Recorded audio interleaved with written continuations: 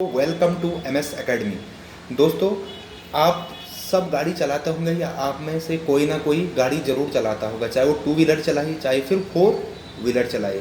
दोस्तों, उसमें हमारे माइंड में एक क्वेश्चन आता है या फिर आपने कभी सोचा होगा कि जो टायर होता है वो हमेशा गोलाकार ही क्यों बनाया जाता है, यानी उसको हम स्क्वायर नहीं बना सकते, वर्गाकार नहीं बना सकते या आयताकार नहीं बनाते हैं। तो दोस्तों, जैसे मेरे पास एक आयताकार है, ये मान लीजिए ये आयताकार है, आपको आयताकार दिख रहा है, यानी रेक्टेंगल दिख रहा है। इस रेक्टेंगल का सबसे ज़्यादा हिस्सा ज़मीन पे टच है। तो जिस बॉडी का ज़मीन पे जितना ज़्यादा हिस्सा टच होगा, यानी जितना ज़्यादा एरिया टच करेगा, उस पर ज़मीन उतना ही फोर्स लगाती है, यानी उतना ही बल लगाती है, जिसको हम फ्रिक्शन फोर्स के नाम से जानते हैं, यानी घर्षण बल के नाम से जानते हैं।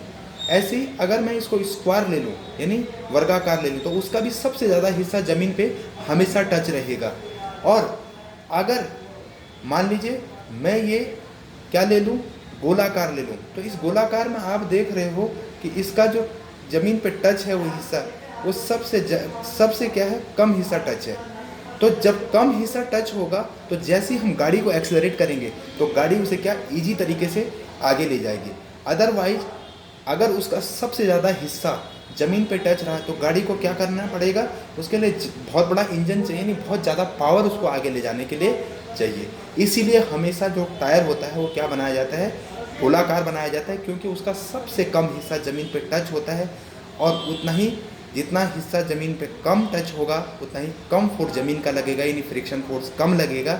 उतना ही ईजी तरीके से जब आप गाड़ी को एक्सेलरेट करोगे तो गाड़ी ईजीली में क्या चली जाएगी, आगे चली जाएगी। Okay, thank you.